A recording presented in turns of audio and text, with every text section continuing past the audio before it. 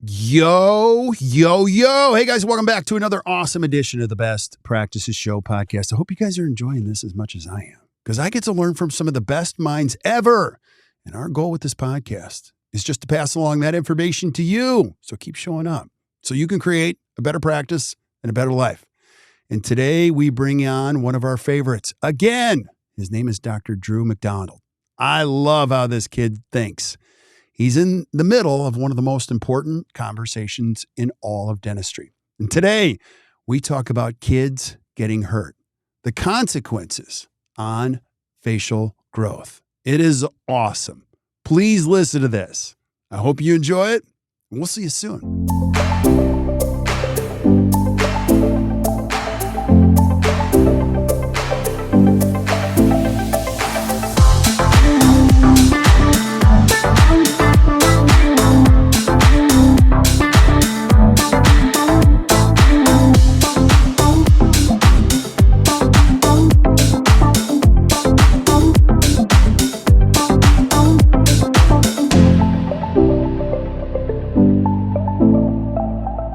Hey guys, welcome back to the Best Practices Show podcast.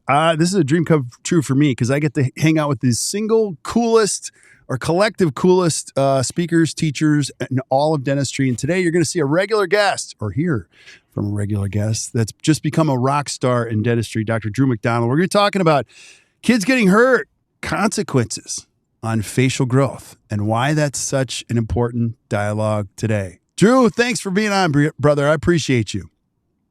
Thanks for having me again. Always fun to hang out with you. Yeah, I get to sequester some time before you take off for the 4th of July and talk about something that's important. But Drew, I always loved starting here. We're going to talk about this subject, which I think is an awesome one. I want people to know who you are. I always want people to know who you are, and I'll put out this: Drew's masterclasses are the most requested we've ever had. We've done hundreds of them. And so if you want a copy of his free masterclasses, you can just send me an email, kirk@acdental.com. You're going to see how brilliant this guy is. But I want people to know who are listening. Who's Dr. Drew McDonald? Who are you, brother? Yeah, well, I'm honored to always be here in the masterclass thing. That's a cool insight. Make sure to rub that in on my good friends who you interview as well. I'm just kidding. I'm gonna, not for dramaticness, but who I am is I'm a failure who's learned from my mistakes and learned from the failures that I've had over time. I know we're kind of a recent event that reminded me of all that was things regarding my baseball career. I was watching the College World Series the last couple of weeks, and I played college baseball. I was drafted by the Seattle Mariners. What I think all of my career in baseball taught me was that it's okay to fail, and that you better learn from it, though. And so, I mean, I was probably a career 200 hitter. I wasn't a good hitter. I was a much better defensive catcher than I was anything with the bat.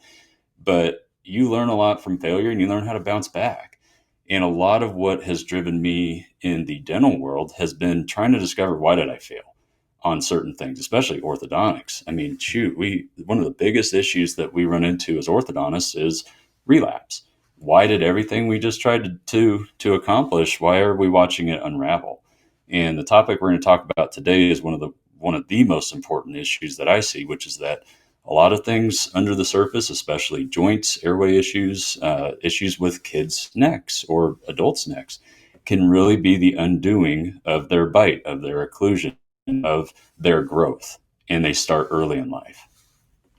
Yeah. So, and when you say kids getting hurt, consequences on facial growth, you mentioned something before we hit the go button on the Instagram. Talk about that. Yeah. So I talk all the time. One of the biggest things that comes up in my everyday exams on young kids, I was telling you earlier, I saw a little 4-year-old guy yesterday. He came in, he's not growing well. His lower jaw is extremely retrognathic. He's very class 2. He also has a big bilateral crossbite. He has extremely narrow development. And this little kid's jaws also click and pop. And as I'm doing my exam, I'm asking his parents, I said, hey, does he ever mention this to you? And they go, well, we just thought that was normal. We thought everyone's jaws click and pop. And, we didn't know he was hurting, but he said it right here. And my next question immediately is, well, do you recall any, head or neck trauma? Any, even beyond that, any just falls down the stairs, normal, typical kid stuff? And to a T, a lot of parents go, well, we never had a car accident. We never had, there wasn't, he never had to go to the hospital or anything, but we do remember, just normal kid stuff, right? Well, what I was talking about with you is that normal kid stuff is pretty rough. I see it all the time. I've got two girls myself. They're 11 and 7. And if you've ever been to a cheerleading camp, if you've ever watched kids in any summer camps right now in terms of, just how they play with each other, if you've ever been to a trampoline park, if you've ever literally just hung out, you've probably seen kids get whacked in the head, face, fall down, whatever it is. And those issues, those injuries, although not needing to go to the ER, or they're not bleeding, they're not having a big issue where you think you have to take them to see somebody. Those types of injuries can very often have effects on our facial growth, especially if there's a whiplash type of incident. And the biggest structures that get affected by this are our joints, TMJ joints. Our nasal airway very often gets affected too. I see so many young kids with deviated septums, and their parents go, "Yeah, he did actually break his nose, but he got hit in the face with a bat. We didn't take him in though because we just figured, not going to do an issue, or not going to make this a bigger issue."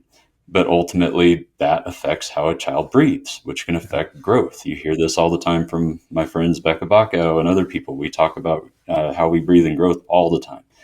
The other kind of hidden gem, or hidden nightmare, I should say, is what happens when they have neck injuries to their upper cervical spine.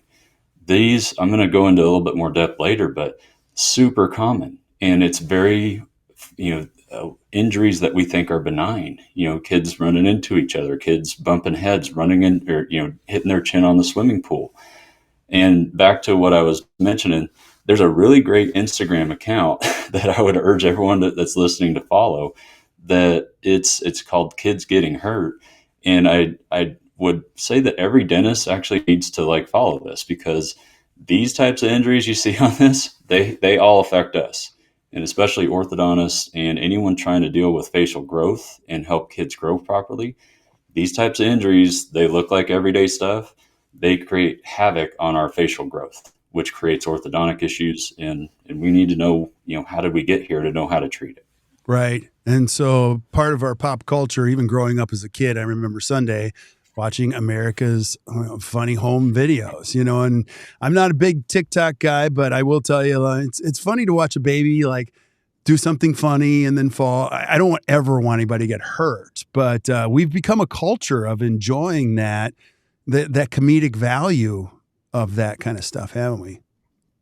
Yeah. And I would say that I don't, I watch that. I know a lot of kids younger than me. I just had a couple of people that work at my office get accepted to dental school, and I was trying to talk to them about this stuff a little while ago in terms of funniest home videos or just the older shows. And they're just like, what? So I think this younger generation doesn't know what we're talking about, but that's where I say there are some newer things in terms of pop culture that highlight, as you mentioned, things that we think are funny: kids falling, kids face planting, falling on their skateboards, whatever it might be. And I'm not saying I personally think they're funny. I look at it and go, oh no, that Right. kid's going to need this, and this to fix what Right. just happened in that split second for them.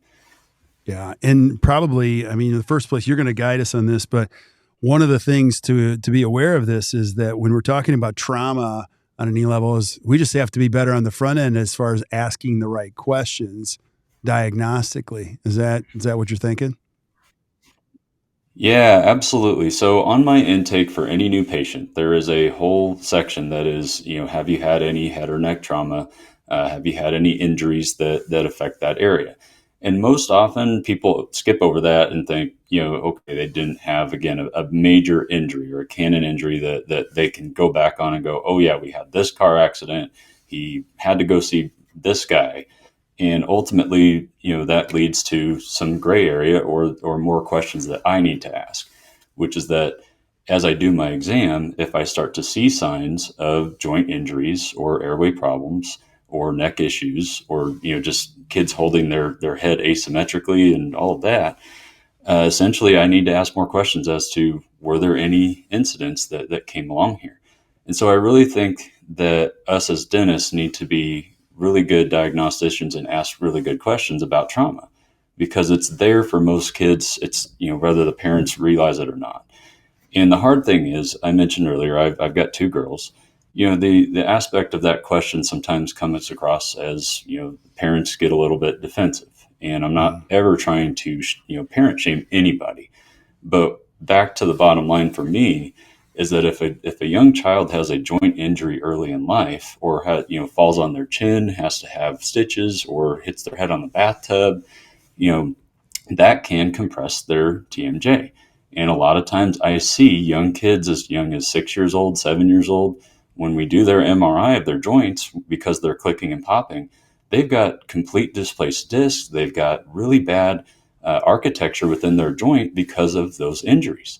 And essentially what that does is it starts to stunt their growth of their jaw joints. And so if we have one jaw joint that's not growing properly, then because of an injury, then we start to see facial asymmetry start to ensue. We also see a lot of kids with just very retrognathic class 2 mandibles. And when I do their MRIs, which that's a huge part of my practice, we've done close to 2,000 MRIs to this date on orthodontic kids mostly. They don't have discs in place when they have class 2 growth, when they have asymmetries, when they have open bites. Those are the three big things that all point towards a joint injury.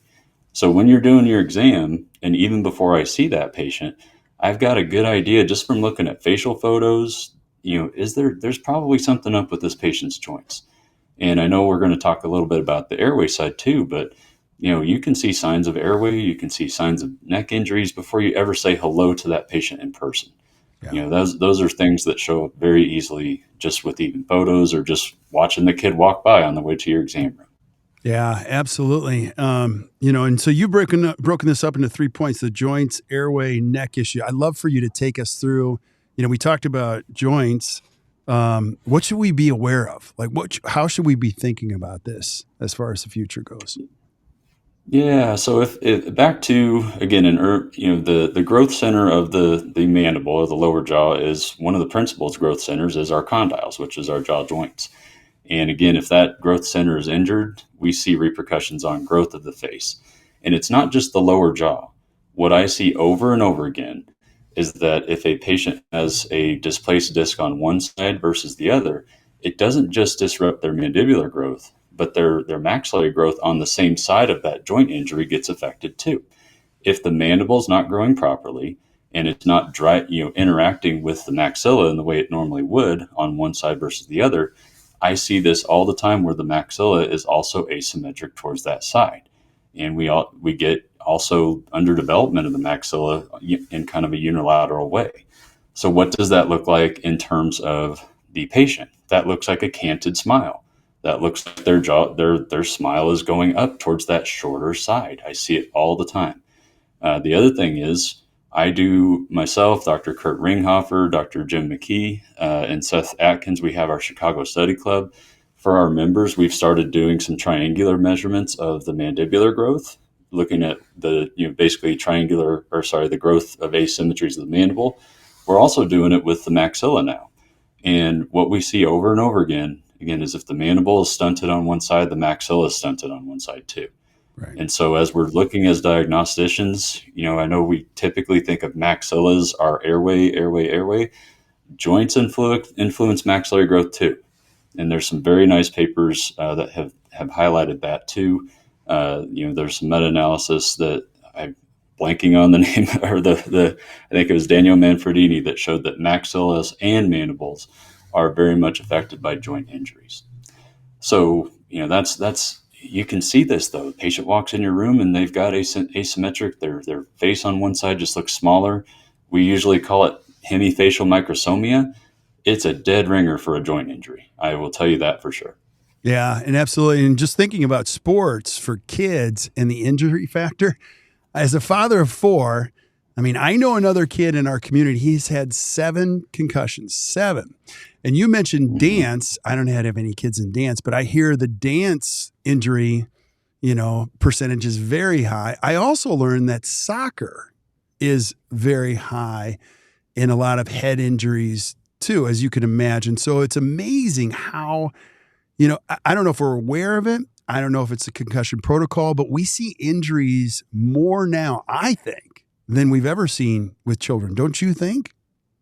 I totally agree. And I think kids are much more active from younger ages, and they're playing a lot of competitive sports or dance or, cheerleading and things like that. And I don't want anyone to misconstrue what I'm saying. Kids need to live their lives. They need to play sports. They need to get out there and be active. But sometimes things that happen in those sports can have repercussions again. And you mentioned dance. One of the ones that we see and comment on a lot is cheerleading. And unfortunately, like I said, my 7-year-old daughter 2 weeks ago had a cheerleading camp, and I'm sitting there in the stands when they do their big production, and they're doing stunts on little girls that are 6, 7 years old, and they're lifting them up. And my daughter is the base, and I'm going, Quincy, watch your face whenever you're letting this girl down, because if you take an elbow or a knee to the face, that's an injury. It might not break your nose, it might not give you a concussion, but that's a jarring injury to your facial structures. Right. And joints, neck injuries, they happen all the time in young kids. My youngest daughter had a girl on her softball team, again 7 years old, and this girl woke up and had a neck injury where she couldn't like be mobile on her side. And I go, well, I asked her dad, I said, hey, anything happened? He's like, yeah, she fell off the trampoline yesterday, but she seems okay. I'm like, oh boy, I'm gonna see this girl soon and have to unwind all this. So like I said, I'm not in any way shaming parents. I'm a parent. I've watched my kids faceplant. I've watched my oldest daughter run into a table and have to have stitches on her cheek. And it's every time I see it now, I go, uh-oh, I better check these things out.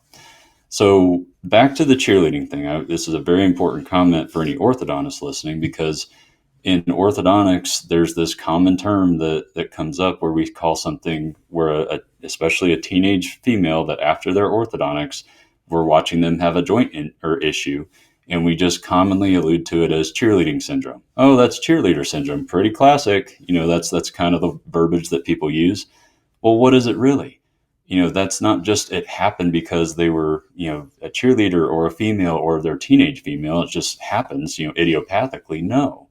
There is 100% correlation. And like I said, if you watch some of these sports or dance or stunt routines, there's a lot of times where things, have jarring, either impact or whiplash type movements that happen in the head and neck region. And that can sure disrupt a lot of problems during ortho or afterwards, and start to have jaw joint meltdown and problems because we're displacing a disc. Yeah. And on the front end of this, as you can imagine, this conversation gets more and more clear to us in this profession. It's one of the most important conversations in all of dentistry. And I think number one, just being aware, asking great questions, and at least knowing what we're looking for. I want you to talk about the airway piece of this after trauma, because I'm especially interested in this for so many reasons. But you go first, and I have a thought after that. Yeah, so I commonly say this to colleagues and to parents, but there's 2 parts to our airway. And I think that we very often construe the airway world as only an OSA, obstructive sleep apnea world. What I find so often is that, or what I allude to, is the 2 parts of the airway, which is 1, the nasal airway, and 2, the pharyngeal airway. So why would an injury to the face affect either of these? So I see a lot of kids that say they, again, play football, play sports, have been, a pretty common thing that back to soccer, they get hit in the face with a soccer ball. And basically parents will, I've had several parents lately, I don't know if it's just me, but say, oh yeah, we knew he broke his nose. They told us, at the doctor he broke his nose, but they're not going to do anything to, set this at this point because he's just a kid. So we're just going to watch.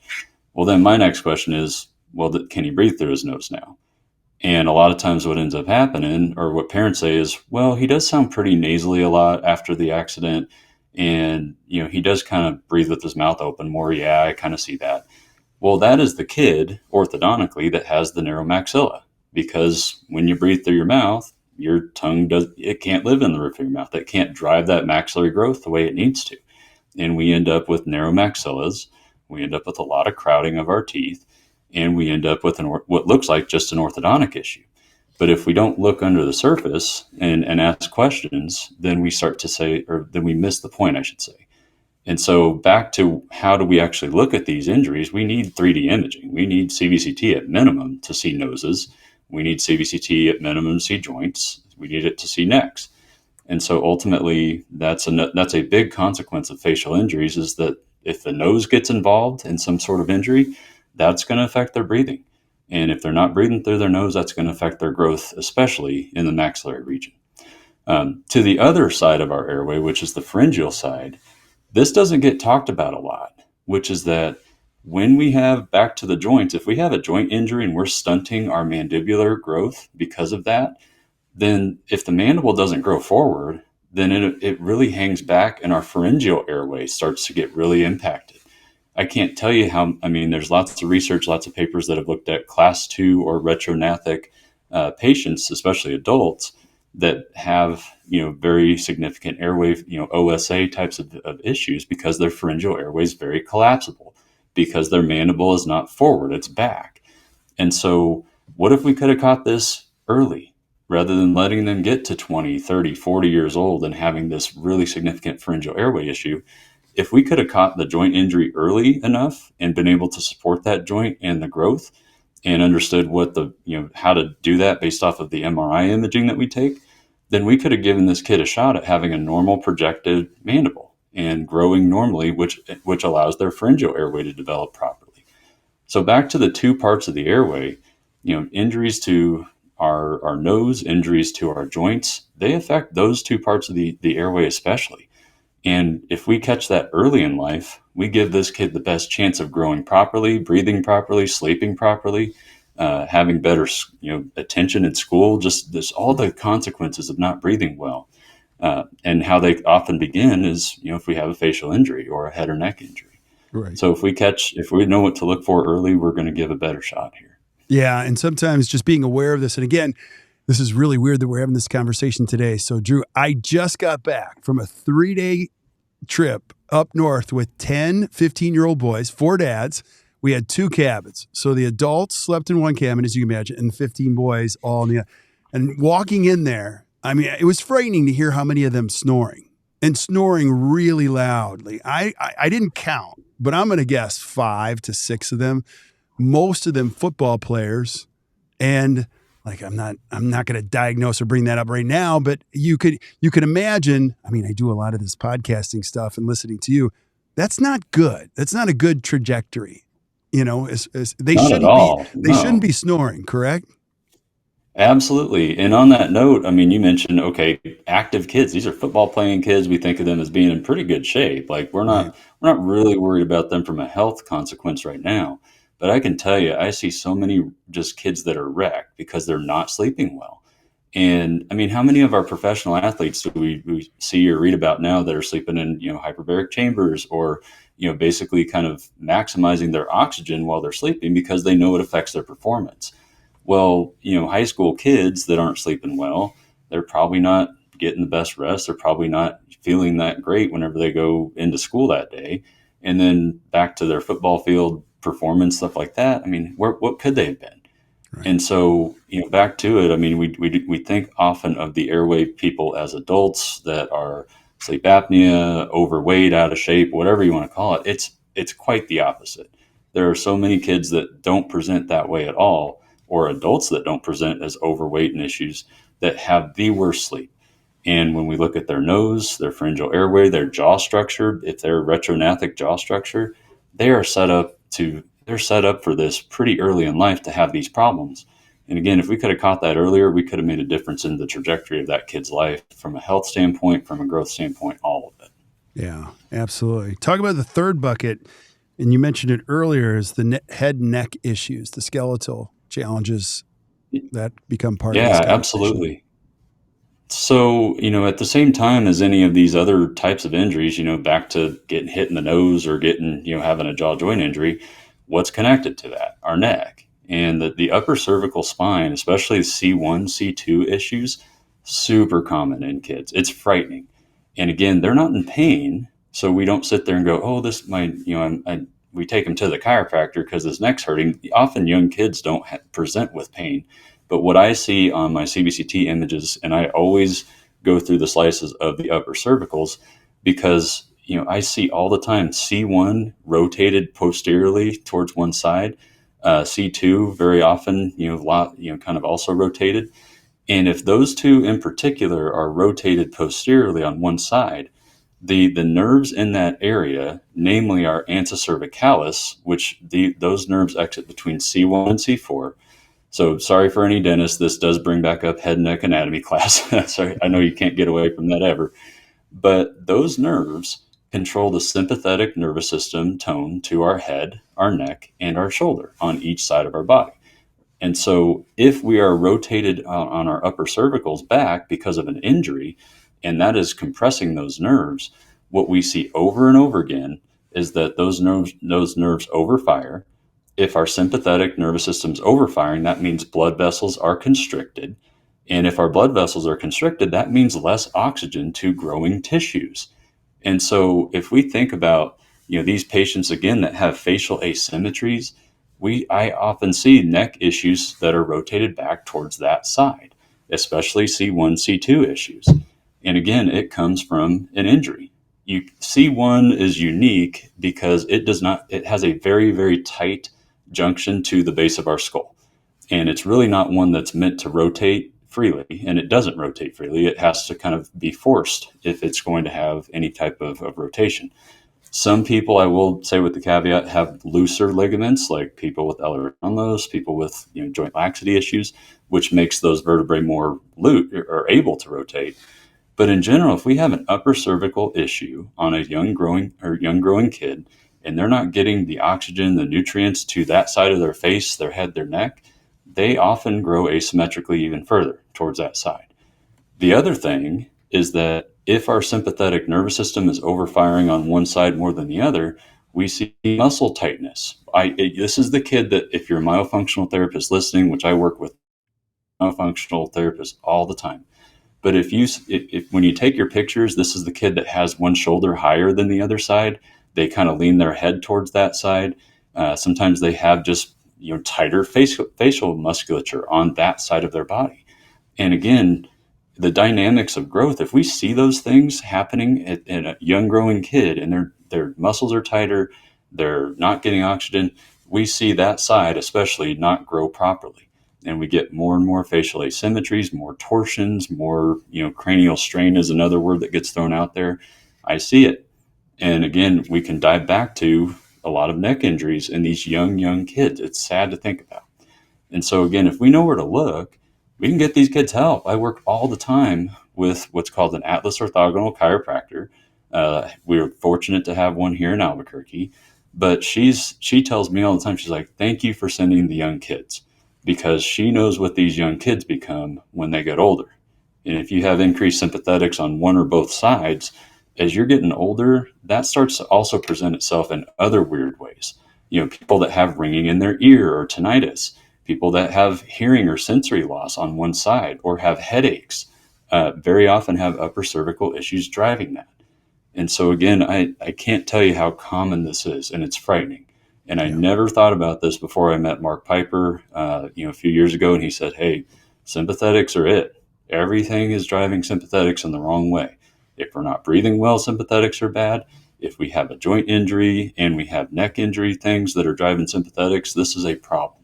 And we have to unwind these things as early as possible. Yeah. I just think this is an interesting crossroads. This is the greatest profession ever. I mean, we're more equipped in the dental profession to help people live longer, healthier lives. And again, that's my opinion. And think about this. Your patients, the young ones, are going to be living longer than ever. And so this is not a problem that's going away, Drew, right? No, not at all. If anything, you hit it right on. This is something that if we need to give our patients the best chance of being, having a longevity that's healthy and productive. And our job really, we operate in this head neck region all the time. We catch so many issues before they ever create a bigger problem, or we have the opportunity to catch them, I should say. but we have to know where to look. Yeah. And back to somewhat controversial parts of this, we have to have the tools to look at this stuff. You need 3D imaging. You need CBCT.